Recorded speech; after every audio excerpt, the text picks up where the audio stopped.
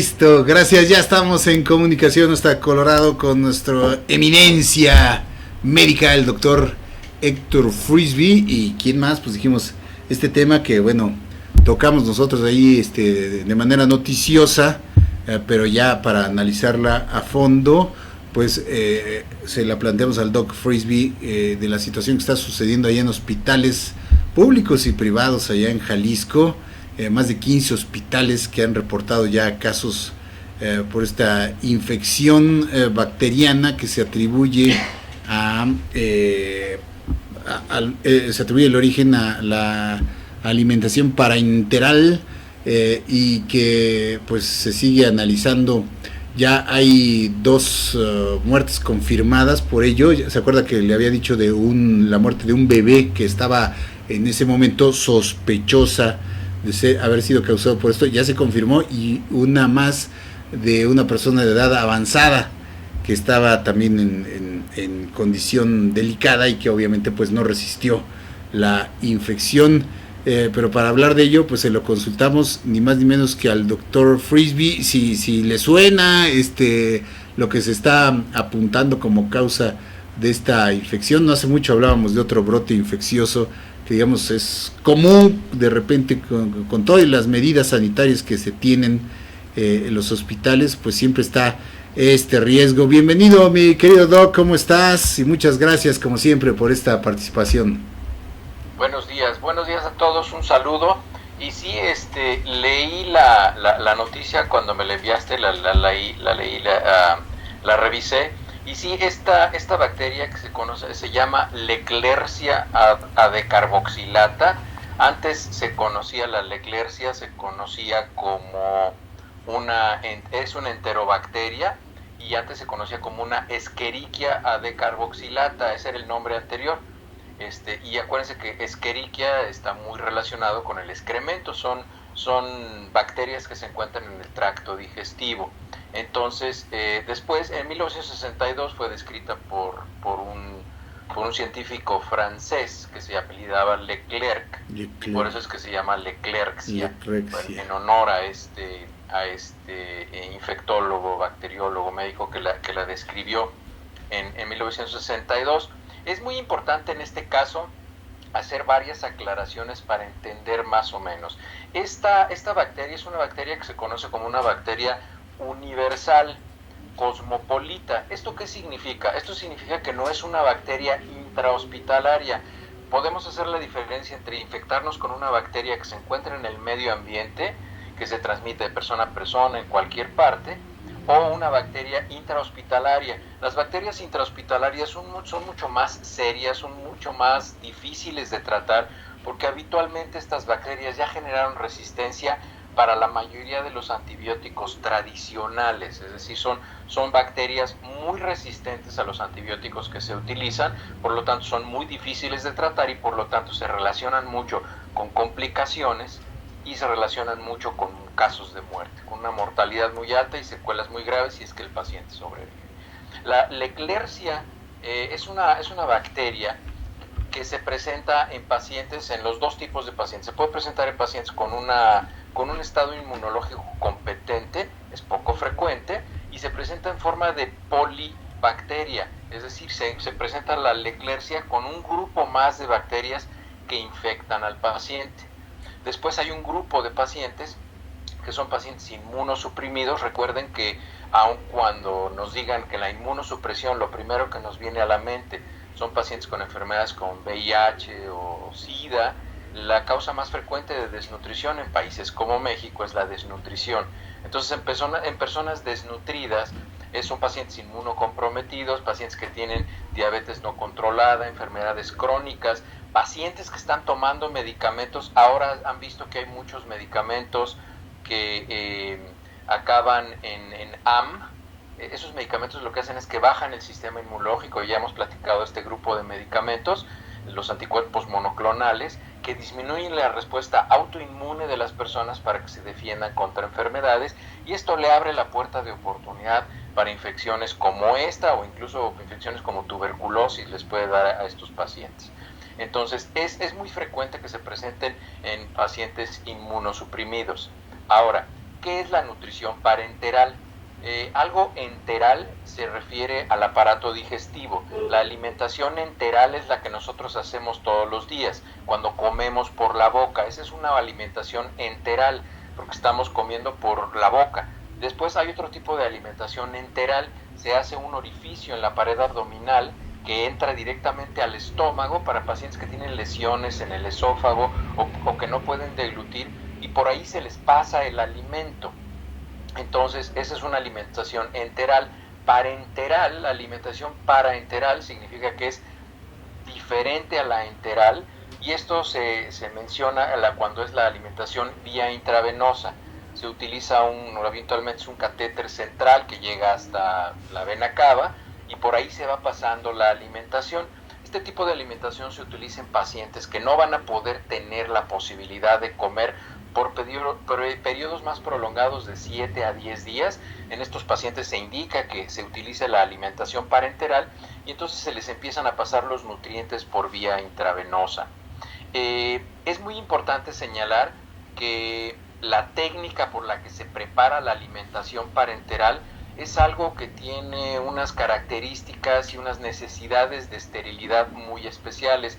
Probablemente ustedes han visto en la televisión personas que están vestidas habitualmente con una ropa como si estuvieran en un quirófano, tienen una pared de cristal enfrente y están con sus manos trabajando por detrás de ese cristal, y esa máquina en donde están preparando o revisando con lo que estén trabajando, eso se llama una campana de flujo laminar. ¿Esto qué significa? La campana de flujo laminar es un extractor que está en la parte de arriba, está jalando el aire de manera laminar, o sea, como si fueran en capas, no genera turbulencia, y esto favorece para que no se vaya a contaminar, para que no haya presencia de bacterias y que no se infecte tanto lo que se está revisando o preparando como la persona que lo está analizando. Entonces, así es como se preparan las alimentaciones parenterales. Aquí, por lo que leí en las notas de la prensa, en el Universal y en otros lugares donde salió, y en el sitio de internet de la Secretaría de Salud, pude identificar que, bueno, hay una fuente común, que es el lugar donde se preparan las alimentaciones parenterales y se surten a los diferentes hospitales. Seguramente se les filtró la bacteria a quienes preparan esta alimentación parenteral, y es una contaminación de la alimentación parenteral. La parte grave de esto es que cuando una alimentación parenteral está infectada, la bacteria que está en la alimentación parenteral prácticamente está llegando directamente al torrente circulatorio, al torrente sanguíneo, porque les digo, la alimentación parenteral llega habitualmente directamente a un catéter, a la vena cava, a la aurícula derecha. Entonces habitualmente ahí ya se deposita la alimentación parenteral y bueno, ya el cuerpo aprovecha todos los nutrientes. Pero en este caso, pues bueno, ya se rompieron todas las barreras de defensa inmunológicas, la primera línea de defensa, que son los ácidos gástricos y todo esto, que van teniendo la capacidad de matar estas bacterias. Por eso este tipo de bacterias, que son frágiles, son lábiles, se necesita una gran concentración de estas bacterias y que se salten el mecanismo inmunológico, se requieren para que se presenten infecciones. Entonces, en este caso en particular, ustedes podrán asumir que como se saltan los mecanismos inmunológicos del paciente, que seguramente son competentes inmunológicamente, seguramente son eficientes los mecanismos inmunológicos, pero como los estamos saltando porque lo estamos haciendo a través de una alimentación parenteral, por eso es que se está favoreciendo que pacientes que son sanos y competentes inmunológicamente estén presentando esta infección, que es una infección causada por una alimentación parenteral contaminada. Entonces, esto seguramente va a ser el caso que se va a presentar. Afortunadamente, esta bacteria, la Leclercia, responde muy bien a los antibióticos tradicionales, no es una bacteria resistente, les repito. Como esta no es una infección intrahospitalaria, va a ser tratada muy fácilmente. Lo importante aquí va a ser la identificación temprana de los casos. Y pues yo supongo que si ya identificaron de qué compañía viene la alimentación parenteral, pues se suspenda inmediatamente. Es lo que aquí en Estados Unidos han visto que se identifican que hay unas lechugas contaminadas y se recogen todas las lechugas de esa marca, de todas las tiendas de Estados Unidos, y son pérdidas millonarias para la compañía, pero bueno, ellos decidieron hacer este trabajo que tiene estas exigencias de esterilidad y son riesgos profesionales que corren y tienen que fortalecer sus mecanismos de control de calidad, ¿no? Entonces, y desde luego, bueno, pues si hay muertes, si hay gastos económicos generados por esto, pues seguramente habrá consecuencias legales y económicas para la compañía que se dedicaba a fabricar estas alimentaciones parenterales, ¿no? Así es, doctor. Entonces, como bien nos dices, no es una infección intrahospitalaria como ha sucedido en otras ocasiones, ¿no? Que es por algún descuido o algún falta de sanidad ahí en los quirófanos o algo, sino que esta es una fuente externa que como se ve la distribución de este alimento pues se daba por igual ahí en la zona, y por eso está muy específico el lugar donde se está dando estos casos, que obviamente pues han tendido ya a ser identificados. Son 67 en total los que se habían reportado hasta principios de esta semana, y 2 fallecimientos, un bebé de 28 semanas y un hombre de 82 años, que como tú dices, justamente por ser esta suministro, digamos, directo al cuerpo, ya sin ninguna barrera de defensa,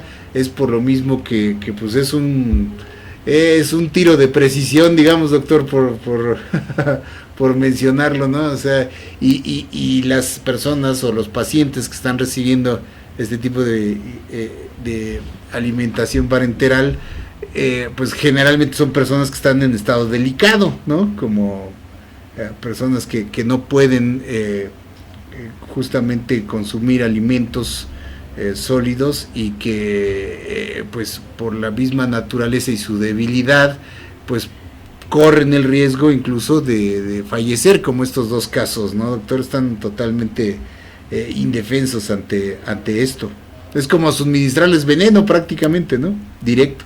Pues sí, la verdad es que es como cuando un adicto a las drogas intravenosas se inyecta con una aguja infectada, pues prácticamente la posibilidad de que quede enfermo, de que se genere una enfermedad o una infección crónica por casos de hepatitis, de HIV, es muy alta, porque se están saltando todas las barreras inmunológicas. Es exactamente lo mismo. Es por eso que los sitios donde se preparan las alimentaciones parenterales son lugares muy restringidos, e incluso hay hospitales que tienen sus unidades de preparación de alimentación parenteral, porque la mayoría de los pacientes de determinadas áreas del hospital ya se sabe que van a terminar en alimentación parenteral, como pacientes de terapia intensiva neonatal, pacientes de terapia intensiva de adultos, pacientes de unidades gastroenterológicas que sabemos que tienen problemas, quemaduras de esófago por beber cáusticos, accidentes en el hogar, que hay personas que se beben,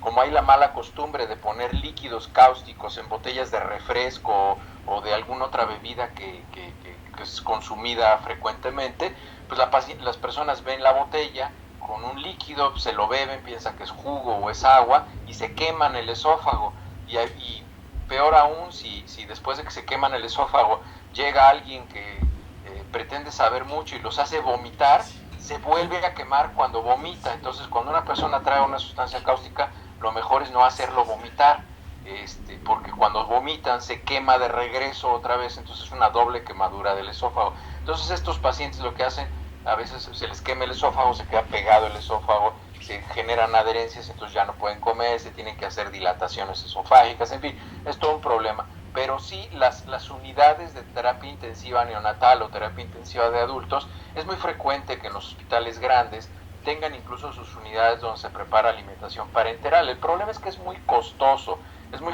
porque todo lo que se utiliza para la nutrición parenteral obviamente tiene que estar esterilizado y tiene que ser preparado por personal altamente capacitado técnicamente en una cámara de flujo laminar, para evitar justamente estas contaminaciones. Y también la caducidad de la alimentación parenteral es muy corta, justamente para evitar todo este tipo de infecciones. Hay protocolos de preparación de alimentación parenteral muy bien especificados para disminuir los casos de este tipo de infecciones. Entonces es muy importante que entendamos en qué contexto se dio, y bueno, pues aquí la investigación, tanto epidemiológica como periodística, y pues bueno, ya como ya hubo muertes, pues ya también va a ser una investigación policíaca, tiene que ser pues a buscar cuál es el laboratorio, de qué manera se manejaron los protocolos, y pues seguramente se va a encontrar ahí un punto en el cual no se cumplió con todo lo que se tendría que haber hecho. Así es, sí, la Comisión Estatal para la Protección de Riesgos Sanitarios, la COEPRIS-JAL, o sea, la COFEPRIS local, digamos, ya desplegó equipos para visitar a estas empresas proveedoras, a los laboratorios incluso que producen parte de los insumos. O sea, se tiene que extender toda la investigación a toda la cadena pues productiva, ¿no? de este tipo de insumos, para ver dónde estuvo. Que uno de los componentes puede ser que la botellita de vitamina C o vitamina B o la de potasio o la de X, todos los componentes de la nutrición parenteral, puede ser que uno esté infectado, y si uno está infectado, bueno, pues se infecta la alimentación parenteral. Todo lo demás. Sí, esa es la tarea que se está haciendo ahora, la labor que se tiene que hacer, y por lo pronto pues surtiendo esta nutrición por otros lados, o sea, teniendo que recurrir a proveedores externos, a terceros, para cubrir por lo pronto esta suministro, porque pues no se puede dejar de suministrar, ¿no, doctor? A estos pacientes también. Esa es la urgencia también de determinar de dónde viene, porque pues no se puede suspender así nada más esta nutrición parenteral, ¿no? Claro, y hay que estar muy seguros de en dónde está el problema, porque si van a cambiar de distribuidora de alimentación parenteral, pero la alimentación parenteral del otro lugar donde la van a comprar va a estar preparada con el mismo suministro infectado, pues el resultado va a ser el mismo, ¿no? Entonces, por eso lo más urgente ahorita es hacer una pesquisa epidemiológica para ver de dónde viene la Leglercia de carboxilata. Entonces hay que tomar todos los componentes con los que se preparó la alimentación parenteral y cultivar cada uno de ellos para ver en cuál de ellos crece la Leglercia y a ver cuál es el que está contaminado, ¿no? Así es, doctor, pues los riesgos, ¿no? Los riesgos de todo lo que es la industria de la salud y todo lo relacionado. Ahora sí que ahí no hay margen de error, ¿no? Porque se pierden vidas en este asunto, como ya sucedió desafortunadamente, y son los riesgos que conlleva todo el manejo, no solamente pues la responsabilidad que tienen ustedes los médicos, doctor Frisby, de diagnosticar correctamente, de recetar correctamente, sino pues toda la industria relacionada, ¿no? Que tiene que estar en concordancia, y que es una gran responsabilidad todo lo que es la industria farmacéutica, toda esta de insumos, de material quirúrgico, el manejo también de residuos biológicos, que esa es otra parte, ¿no? También qué se hace con todas esas cosas que se le extirpan en un hospital, ¿no? ¿A dónde van a parar? ¿Cómo se manejan? Todo eso también debe ser, hay ya metodologías muy específicas, pero cuando ahí falla algún eslabón de la cadena, vienen a producirse este tipo de cosas, y bueno, pues ahora sí que somos humanos y llegan a pasar. Lo importante es la pronta reacción, que también para ello pues hay mecanismos y protocolos muy específicos para reaccionar lo más rápidamente que se pueda en todo este tipo de eventualidades, ¿no, doctor? Es complicadísimo todo este mundo así. Pero hay que identificar si se hizo algo mal, porque esto habitualmente está relacionado con algo que no se hizo bien, porque tiene muchas barreras de seguridad la preparación de la alimentación parenteral. Hay protocolos muy cuidadosos justamente para evitar esto, y seguramente al final se va a descubrir que hubo un descuido, que hubo algo sucedió. Nos vamos a enterar, sí. Ojalá que nos enteremos y que sepamos realmente qué fue lo que pasó, ¿no? Sí, ahorita al parecer pues tenían ahí enfocadas algunas proveedores locales, por eso te decía, estaban trayendo pues de proveedores que no tienen problemas en otras regiones del país, para por lo pronto pues cubrir ahí la urgencia de la necesidad mientras se determina y se dilucida dónde estuvo, como decíamos, el origen, la fuente de esta contaminación. Pues ahí está, doctor, muy clara como siempre tu explicación y todo lo que tiene que ver con este asunto, porque a veces luego podemos decir, no, pues es que ahí el hospital, y pues no, no necesariamente son los hospitales directamente involucrados o donde se detectó esto, sino que siempre hay que ver la causa, el más allá de qué hay detrás de toda esta problemática, que le digo, es complicado de entenderlo de primera mano, y bueno, pues lo importante es que se corrija, se determina, se identifique y se corrija cuanto antes esta situación. Estoy viendo aquí que caso similar que se detectó esto en el país fue en 2011 en algunos hospitales de la Ciudad de México, que también rápidamente fue atendido y que en este caso no hubo fatalidades, que eso es de lo que se trata, ¿no? Que se detecte y de inmediato se corrija antes de que haya consecuencias fatales.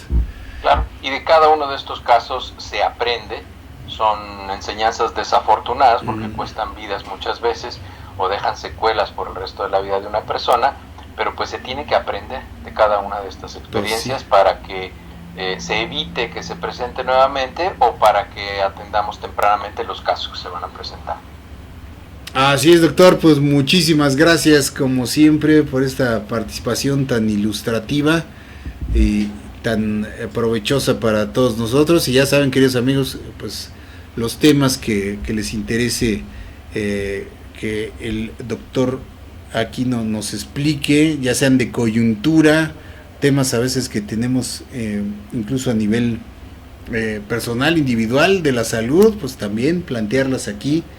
Y sin miedo, sin pena, ¿no? Podemos decir, como siempre, es que fíjese que el primo de un amigo está padeciendo tal cosa, y bueno, ya por ahí nos vamos respetando siempre el anonimato de los padecimientos cualesquiera que estos sean. Gracias, querido doctor, por esta participación. Un saludo. Hoy no vi muchos comentarios, nada más vi que Teresa está haciendo aquí comentarios. Les mando un saludo a Checo Dan, pone aquí, y a ver si no les recortan el presupuesto a la investigación y se queda a medias. No, esto no tiene nada que ver con investigación, esto ya es algo que es un trabajo profesional, esto no tiene nada que ver con investigación. Sí, ya está ya todos sabemos. No entiendo la pregunta, pero o el comentario, pero pues bueno, sí, siempre recortar recursos, pues bueno, puede impactar en la calidad del servicio, pero este no es el caso, ¿no?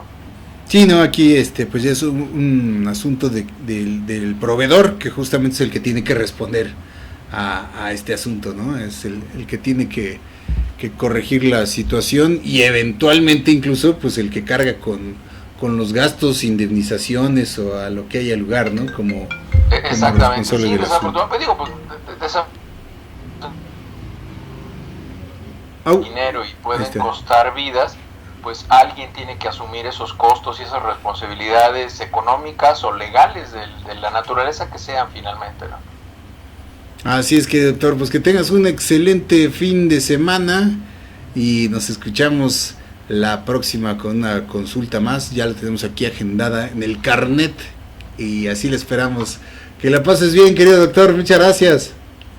Gracias a ustedes, les mando un abrazo, que tengan buen fin de semana. Igual.